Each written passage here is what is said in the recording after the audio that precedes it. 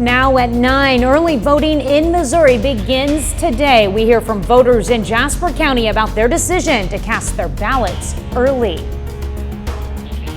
Elon Musk is handing out million-dollar checks on the campaign trail. I'm Rebecca Castor in Washington. Why some are questioning if it's legal, coming up. Plus, voters in Crawford County get a look at the candidates running for sheriff. The 4 states' most watched news starts now. This is KOAM News at 9 on Fox 14. I'm Tanya Bach. Exactly 2 weeks remain in the 2024 campaigns, and plenty of people are already casting their votes. Today, no excuse absentee voting kicked off in Missouri. Early voters gathered at the Jasper County Courthouse to take advantage of the chance to vote early. Just like election day voting, early voters will need to bring a form of ID. Acceptable forms include a Missouri driver's or non-driver license, a military ID, or a U.S. passport. Anybody can vote absentee at the Carthage Courthouse or the Joplin Courts building, 8:30 to 4:30, Monday through Friday. You don't have to have an excuse or a reason. Just come in and we will vote everybody who wants to. The county clerk reminds the public early voting is just as secure as election day voting. Well, early in-person voting is well underway in Kansas. In some places, it began Saturday. Voters cast ballots at the Bicknell Center in Pittsburgh today, where a poll worker says turnout was well ahead of what they typically see for early voting. Early polling locations will change from day to day in various Kansas counties. In Oklahoma, early voting starts next Wednesday, October 30th. When you head to the polls this November, you'll see a lot of names on your ballot, and we want to help you learn more about the candidates you'll be voting for. This time, for those running for Crawford County Sheriff. KOAM's Samantha Walker sat down with current Sheriff Danny Smith, who's running for re-election, and his opponent, Billy Tomasi, to ask them about what they hope to bring to the position. I've been the sheriff for the last 5 years. I've been here a total of 29 years. I've been here my whole entire career, so I've been serving the citizens of Crawford County half my life, and it's been in one agency. I've been in law enforcement a little over 30 years, worked my way up from lieutenant to assistant chief. After a couple of years of all that, Crawford County called and asked me if I come work for them. I did, and I became an SRO approximately 7 years ago, school resource officer for all the elementary schools. We're going to have crime. And we know a lot of things are, a lot of the crime is revolved around drugs and addiction. And, a lot of times it's mental health issues also. When I worked the road, we did a lot of traffic stops, a lot of drug interdiction and stuff. We need to bring that back. It's got a little bit laxed, and I believe that we need to get more focused on that. We need to get focused on helping the people with the mental health issues in our county. Absolutely, if somebody's bringing drugs into our county, in our community, you know what, you're going to be arrested and you're going to have to pay for that, and if that's, being prosecuted. But there's other people that maybe it's addiction that they're fighting, and so if we can help on that side, we'll do that. We got to get out there and get them both help for the addiction and the mental health, and you got to start. You can't just wait for them to come to you, you got to go to them. I think in the last 5 years I've shown that I'll accept that challenge, and I want to be the one responsible, and so I have no problem doing that. There's a very big responsibility. There's a lot of stuff that I'll have to learn. And like any job you go into, any new job, you're going to have to learn stuff to learn. And I'm really, really willing to take on that. Voters will cast their ballots for Crawford County Sheriff November 5th. And you can hear more from both candidates on our website at KOAMnewsnow.com. Well, to find voting information for your area, just scan this QR code. It'll take you to election resources on our website, KOAMnewsnow.com, and you'll be able to find all sorts of election info, including polling places and schedules. You can even check to see if you are registered to vote. Chief Meteorologist Doug Hetty joins us with a first look at weather. Yeah, and it turned out to be a warm Tuesday for us today. In fact, record highs across the region. Old record 86 set back way back in 1947. 87 for us today, which is the new record. Look at our average height, 69. It's almost 20 degrees above where we should be for this time of the year. 74 in Joplin, 71 in Pittsburgh. Most of us are sitting 60s to lower 70s across the region, but overall it is looking pretty good for us outside. It is going to be a calm night for us tonight. Southerly winds will keep our temperatures from bottoming out too much. will kind of hold upper 50s to near 60 degrees. Clear skies, nothing going on here. Nothing really going on across the entire Central Plains. Here's your overnight planner, 70 here shortly, 56 by morning, and then 66 by 10 a.m. Up and down temps next few days. We're going to look at that here in just a bit. All right, thanks, Doug. Pittsburgh City Commissioners this afternoon toured a downtown property that is in the process of getting quite a facelift. Lorenz Haas Development recently purchased the old Audacious Boutique at 2nd and Broadway, and crews are currently working to separate the first floor into 4 units, accessible through a courtyard, and then add luxury housing on the 2nd floor. These buildings are really difficult and costly to rehabilitate, and so it is definitely a passion. And really, it's great to have collaborators like the Historic Society and other entities that can help make these projects possible from a funding standpoint. Now, Lorenz says her development group is partnering with the city for funding reimbursement for a portion of the project. She says they originally planned to pursue a grant alongside the city, but are no longer doing so. Tonight, commissioners watched a KDOT presentation on the latest US 69 study. Participants completed 369 surveys indicating the biggest concerns for improvement as intersection layout, traffic flow along the Pittsburgh bypass, and traffic signal enhancements.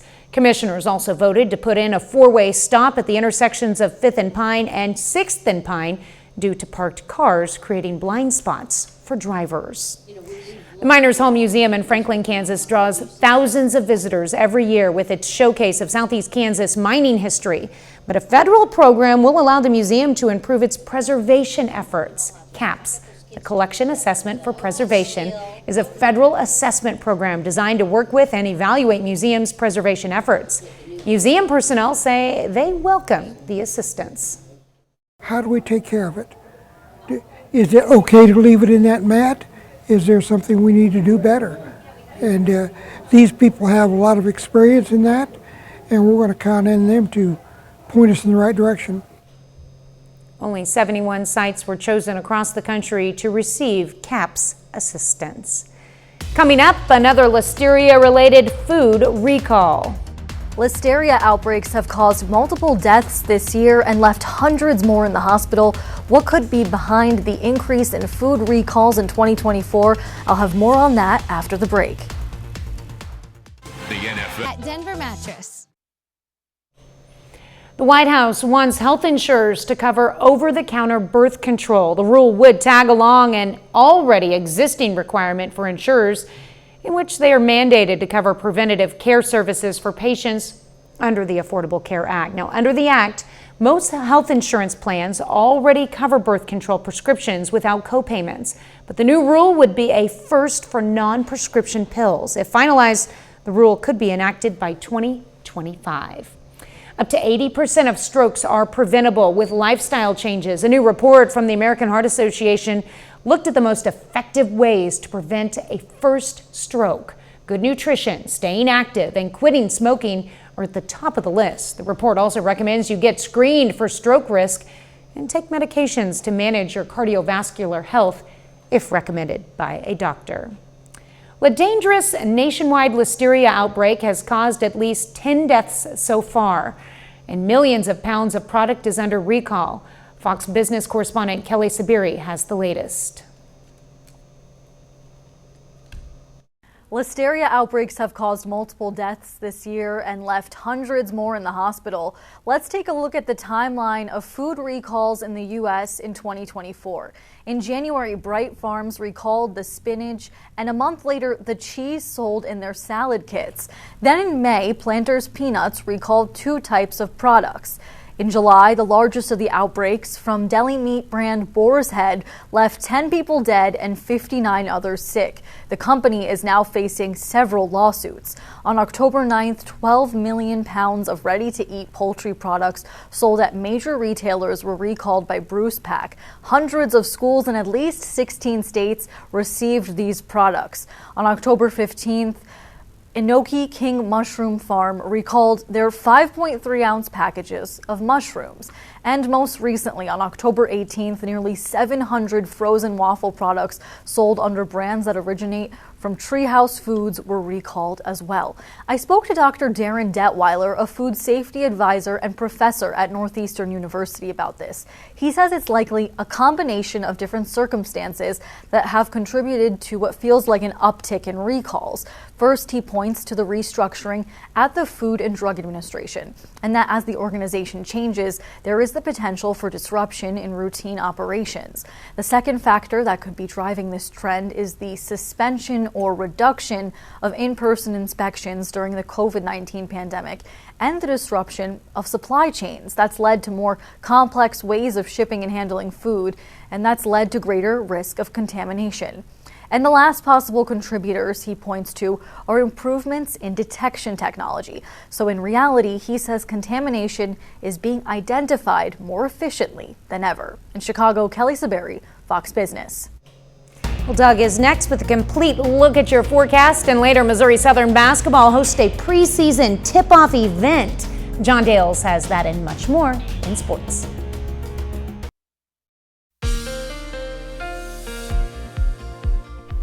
Well, of course, it turned out to be a warm one for us today. In fact, we had record highs again across the region, temperatures into the upper 80s during the afternoon. Great shot of our Cornell Arts and Entertainment Complex tower cam.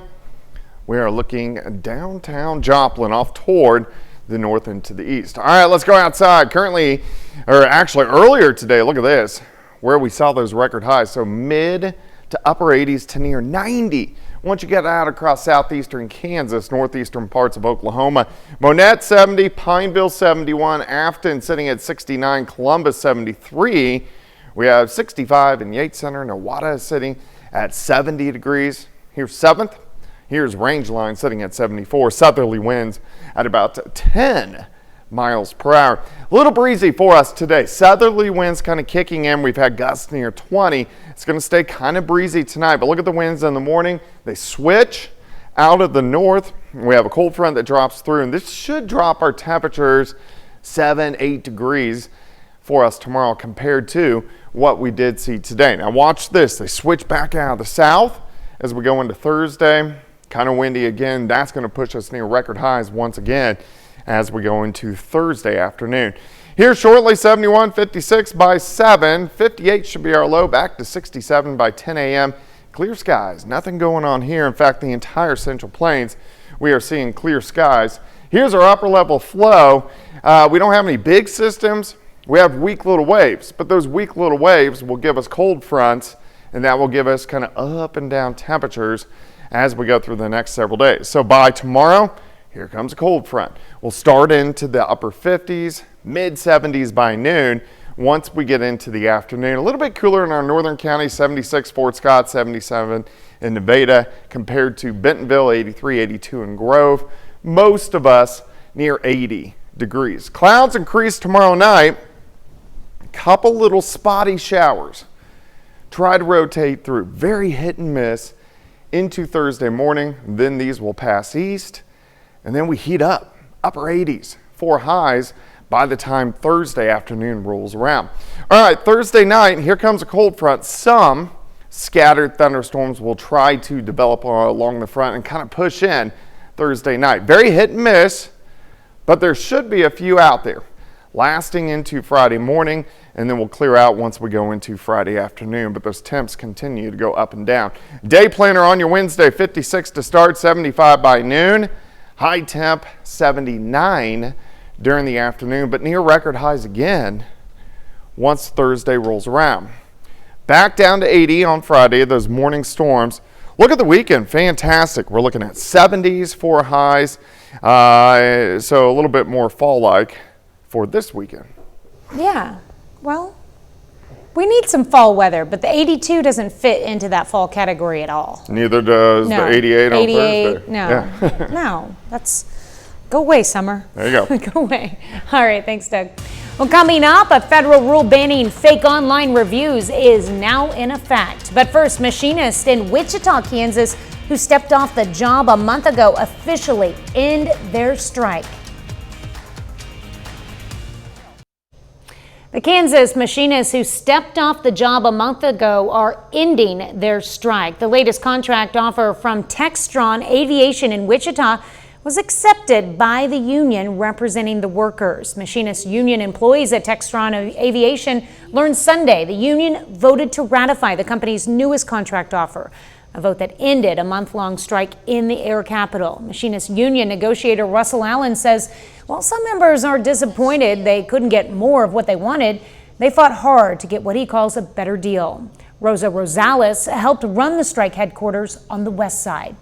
My feeling is we put our foot down to get the company realize that we are serious now. We're showing the younger generation that the older generation is willing to fight. Textron Aviation President Ron Draper said in a statement, "We value our workforce and the work they do, and this agreement reflects our commitment to our team. The ratification of this contract marks a new chapter, and we are eager to move forward together." The National Association of Letter Carriers says it has reached a tentative agreement for 200,000 employees with the Postal Service. The agreement covers from 2023 to 2026, giving cost of living adjustments and 3 separate 1.3% raises. The Postal Service says the new agreement is part of its 10-year mission for modernization and improving customer needs. Well, the feds are trying to help Americans feel secure in their online purchases by banning fake ads in cyberspace. Fox's Jared Halpern has more from Washington.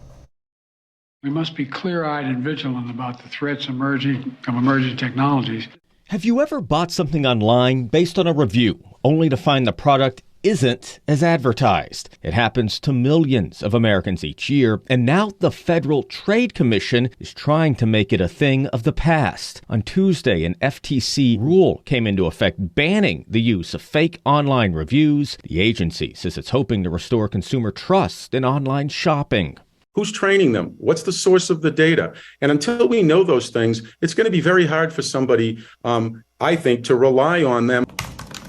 The rule was first announced back in August that essentially criminalizes the sale or purchase of online reviews, targeting fake reviews written by so-called bots, people who don't really exist, and bans reviews created by artificial intelligence, an area where the law has been scrambling to keep up with technology.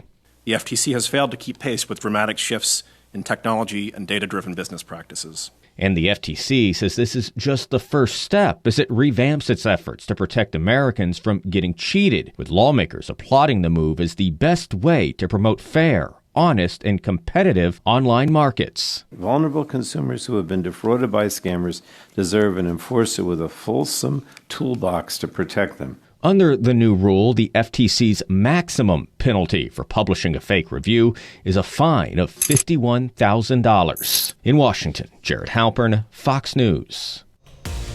Well, in recognition of National School Bus Safety Week, the McDonald County Schools train students to help bus drivers in case of an emergency. That story next.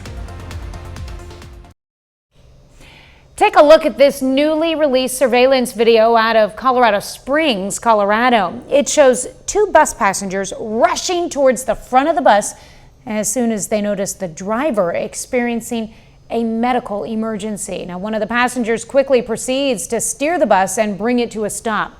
Authorities report the driver passed away despite emergency responders' efforts, and that no passengers were injured during the incident. Well, the McDonald County, Missouri School District rolled into National School Bus Safety Week with a unique and hands-on training exercise. The new program, Bus Helpers, empowers selected students to assist bus drivers in the case of an emergency, like you just saw. With parental permission and approval from school personnel, these students receive training on critical emergency procedures, including how to stop the bus, use the radio, and operate safety equipment on board. Students are selected by the driver himself as responsible students that are willing to help with that in case of emergency. So yes, they're hand-selected by the drivers. The training is part of the district's ongoing efforts to create a safer environment for all students during transportation. 30 more minutes of news, weather, and sports is coming your way. Early voting is happening in record numbers. We look on the impact it's having on the presidential race. Plus, billionaire Tesla and SpaceX CEO Elon Musk makes a splash on the campaign trail by handing out $1 million checks to battleground state voters. But some question whether it's legal or not. You're watching the 4 states' most watched news. This is KOAM News at 9 on Fox 14. I'm Tanya Bach. Exactly 2 weeks remain in the 2024 campaigns, and plenty of people are already casting their votes. No excuse absentee voting began today in Missouri. KOAM's Melissa Alexis spoke to a few early voters in Jasper County. It is the most important election I've ever voted in. Lisa Kafer is one of the people getting a head start on voting in Missouri. It's been weighing heavy on my heart, and I wanted to just make that happen as quick as I possibly could. Dwayne Frazier is also taking advantage of no excuse early voting because he says he wants to avoid the long lines on Election Day. I think everybody needs to vote, and that's the reason why I'm down here early, so I won't have to stand in line. So far in Jasper County, 2,112 people have done a walk-in vote. But October 22nd begins no excuse absentee voting, which will continue through November 4th. Get in your car, come to the courthouse, courts building in Joplin. It takes a few minutes and you're on your way. Jasper County Clerk Charlie Davis wants to remind people that early voting is a secure way to vote. This is the most secure way because number one, we do check your photo ID. Whether people cast their votes early or wait until November 5th, they need to bring an acceptable form of ID, including a Missouri driver or non-driver's license, military ID, or a U.S. passport. Reporting in Jasper County, Melissa Alexis, KOAM News. And people who want to vote early can do so at the Jasper County Courthouse from 8:30 a.m. to 4:30 p.m. Monday through Friday. Well, as the presidential campaigns enter their final stretch, millions of Americans have already locked in their picks. Early voting is setting records in a number of states, and that has the Harris and Trump campaigns fine-tuning their closing arguments. Former President Donald Trump made a return to North Carolina to see the devastation there firsthand. But through it all, voters in the Tar Heel state are casting their ballots in record numbers for early voting. Our recent Fox News poll shows a majority of registered voters, 52%, plan to vote early. And then when it comes to those early voters, Vice President Kamala Harris appears to have an edge. The same poll shows she's 8 points up over Trump among those who cast their ballots early, with Trump holding an advantage for those who plan to hold off until November 5th. Now, Harris, meanwhile, not just looking for early voters, but appearing alongside former Republican Congresswoman and Trump critic Liz Cheney, pushing for crossover GOP support. The world's richest man, Elon Musk, is making waves on the campaign trail by handing out $1 million checks to battleground state voters. But some are questioning whether it's legal. As Fox's Rebecca Castor reports, some former GOP officials want the Justice Department to get involved. Elon Musk is handing out $1 million checks. All you have to do is sign his Political Action Committee's petition backing the Constitution. You don't have to vote, you just have to sign a petition saying you believe in the Constitution, which if you already believe in the Constitution, you're just signing something you already believe. In recent months, Musk has gone all in for Donald Trump, joining him at rallies and donating at least $70 million to his campaign. But these giveaways are raising eyebrows. Only registered voters in battleground states are eligible, which is why some critics say it could be a violation of federal law. I think there are real questions with how he is spending money in this race, how the dark money is flowing, not just into Pennsylvania, but apparently now into the pockets of Pennsylvanians. If a private sector individual wants to encourage people to register to vote, that is entirely legal for him to do that. He's not buying votes. It is a crime to pay someone to register to vote, but Musk's giveaways seem to fall into a legal gray area. 11 former GOP officials sent a letter to Attorney General Merrick Garland Monday asking him to look into it. This is not cash for votes, which is illegal. It's called bribery. Now, some are accusing Musk of incentivizing people to register to vote, and that sort of walks a fine line. Donald Trump says if he's reelected, he would make Elon Musk the Secretary of Cost Cutting to reduce federal spending and increase efficiency. In Washington, Rebecca Castor, Fox News. Well, Doug is next with a complete look at your forecast, and later we meet a Southeast Kansas man who learned the art of neon sign making from his father.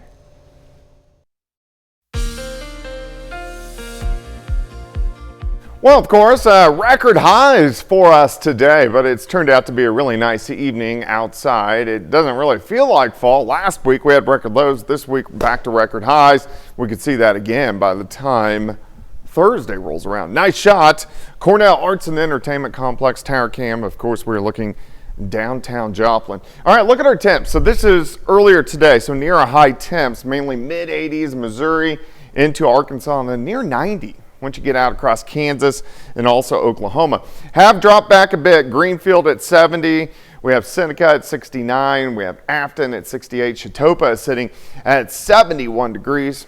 Currently outside, sitting at 74, which is still above our average high for this time of the year. All right, so southerly wind, so a little breezy out there. This will keep our temperatures from bottoming out as we go through the overnight hours tonight. Watch how they switch around out of the northeast tomorrow. Cold front slides through, or cooler front. It's going to be about 7, 8, 9 degrees cooler tomorrow. Then the winds, they crank back out of the south as we go into Thursday and back near record highs by that point in time. 56 in the morning, 67 by 10 a.m. Clear skies, nothing going on across the entire Central Plains. If we look at our upper level flow, here's our jet. We do have some fast moving weak little waves. We just don't have any big storm systems moving in over the next several days. All right, for us tonight, upper 50s for overnight lows as we go through the day. That kind of stiff northeasterly wind, mid 70s by noon. Then most of us near 80, 77 Stockton, 83 in Anderson, Grove 82, 77 in Fredonia. A few clouds increase tomorrow night. A couple little spotty showers may try to pop up by Thursday morning. Then partly sunny skies heating up into the upper 80s for highs by Thursday afternoon, and that will give us near record highs again. Then Thursday evening, a few thunderstorms try to fire up along the I-35 corridor and then push south and east. So some of these I'm hoping will get into the region because we definitely need some rain, but scattered thunderstorms kind of shift through Thursday night and then out of here by the time we get into Friday morning. All right, here's your day planner. This is going to be for Wednesday, 56 to start, 75 by noon. High temp is 79 degrees. Of course, our temperature is kind of up and down as we go through the next few days. We start to go back down once we get into Friday, highs into the lower 80s. And then check this out as we get into the weekend, lower 70s on Saturday. On Sunday, not bad, back into the upper 70s. So we get some really nice fall-like weather as we head into the weekend. All right, 79 for us tomorrow. Let's go 88 on Thursday.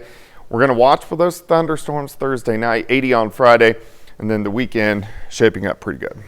All right. Well, it looks like it's going to be a beautiful weekend, and I'm fortunate for that. At least it wasn't 90 today. It was really close. It was only 2 degrees away. I was inside most of the day, so yeah. All right, thanks, Doug. Yep. Well, coming up in sports, a Pitt State Gorilla is named Special Teams Player of the Week, plus Missouri Southern basketball hosts its preseason tip-off event. John Dales has those stories and more up next.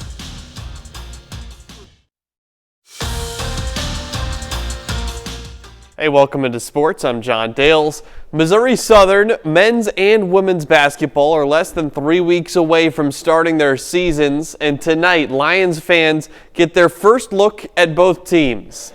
Missouri Southern basketball hosts its annual Meet the Lions event this evening. The MSSU men's and women's teams take the floor at Leggett and Platt Athletic Center and get introduced to the fans for the first time. The women's team holds a three-point shootout where seniors Caitlin Honeycutt and Morgan Myers tie. That leads to a half-court shootout to break the tie, which Myers wins on that shot. Now, the men's team holds a dunk contest, but to be honest with you, it's not really much of a contest when Tyreek Brooks steals the show. The true freshman from Springfield Central High School. Well, first he goes one-handed while jumping over 3 of his teammates. Then, afterwards, he swaps the 3 of them out for 6'10" Sam Thompson. And, well, that'll work too. The Lions men's team plays its first game on November 8th. Women get started 6 days earlier on the 2nd. Well, yesterday we had a ton of our local high school volleyball teams win regional championships all across southeast Kansas. Sub-state tournaments are this Saturday. Here's a look at some of the regional champs and runner-ups from our area that'll be participating in sub-state this weekend. You had to finish first or second at regionals to get to this point.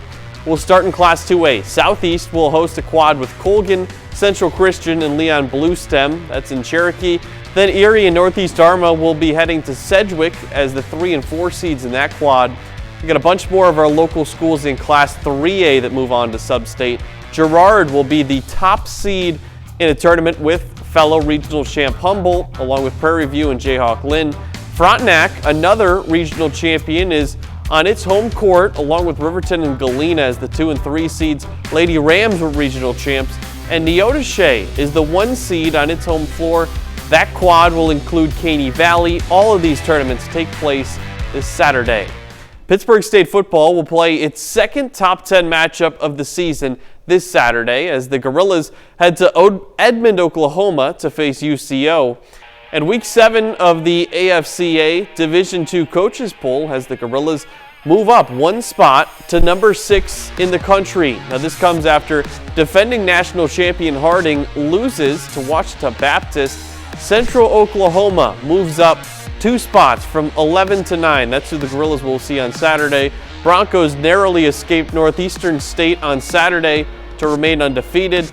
Then Emporia State is the only other ranked team from the MIAA who is currently number 14 in the nation.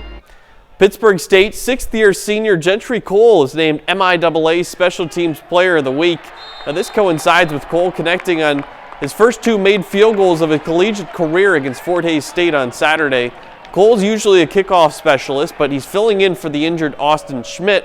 While doing so, he's 2 for 2 on field goals from 49 yards and from 27 yards, getting PSU its only points of the first half. Back to Missouri Southern basketball, which was the story tonight. I think the Lions fans have a lot to be excited about. Both their teams have a lot of new players, and as we saw, a lot of new players that can do some cool things. Yeah, talk about the ups on that guy. Wow. And a great way to rev up the crowd to get him excited about this coming season. For sure. All right, thanks, John. Back with more news after this. If you drive through Pittsburgh, you may notice more and more neon signs popping up. KOAM's Lonnie Walton tracked down one of the companies responsible. He shows us how these nostalgic signs are made.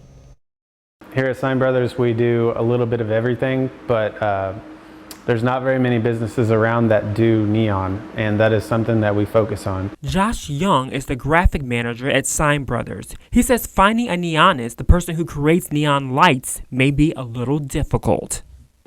We have an in-house neonist, and he bends the neon right here at Sign Brothers. That's right, meet Chris LaForte, the store's only neonist. He learned the trade from his late father. He says he enjoys making all types of signage. Well, they usually tell me what they want, and I can sit down and draw it up. I can paint and draw, and I drew that out, drew these out. Now, this is the place where all the production takes place, but watch out. LaForte says it can get a little hot. It gets really hot back here, so I have to shut off the fires for a little bit and turn them back on. It's just the way it is. Frank Captudo from Jim's Steak and Chop House says he changed the signage a little, but keeping its nostalgic value is a must. Sign is, it still had the original neon tubes in it, and we had them redone. We had the sign repainted and all the interior wiring redone. Both Young and LaForte say they love their jobs, but they still have to keep a lookout for certain things. The hardest part of my job is trying not to get cut or burned. And there's one really inappropriate sign they asked me for, but I don't think you can put that on TV. Reporting in Pittsburgh, I'm Lonnie Walton, KOAM News. Well, Young says he cannot wait to do more projects throughout the 4 states, keeping the neon nostalgia alive. Well, big news for horror fans. We learn about plans to turn Stephen King's Carrie into a limited series on Amazon. A music milestone for Jelly Roll, a horror creator's next project, and a look at a scary movie on the way. It's in today's Hollywood Nation with Fox's Ashley Dvorkin. Ginger, are you okay? Look at me. The Wolfman debuts Flanagan's next Fright and a milestone for Jelly Roll in the Hollywood Nation. You try to be my friend. Jelly Roll scored his first #1 album on the Billboard 200 with Beautifully Broken. Jelly recently performed at the Rock and Roll Hall of Fame induction of Ozzy Osbourne and is currently on his Beautifully Broken tour with a just-announced homecoming headline show in Nashville to wrap up the run on November 26th at Bridgestone Arena. Deadline is reporting big news for horror fans. Writer-director Mike Flanagan is taking on Stephen King's Carrie and will be the showrunner as he turns it into an 8-episode series for Amazon. Flanagan and King's previous collaborations include the upcoming film The Life of Chuck and Dr. Sleep. Staying in the Halloween spirit, in today's First Looks is one of the scary movie trailers released at New York Comic-Con. Universal Pictures sent out a look at Wolfman, starring Christopher Abbott and Julia Garner. Abbott plays a husband and father en route with his family to a remote childhood home in Oregon he inherited. After he's attacked by an unseen animal, he starts to behave strangely and transform into something unrecognizable. It's in theaters January 17th. In Hollywood, Ashley Dvorkin, Fox News. That's our time for tonight. Thanks for joining us. We're going to leave you with video of a sand cat eating lunch out of a jack-o'-lantern at the Boise Zoo in Idaho. Have a great night and an even better tomorrow.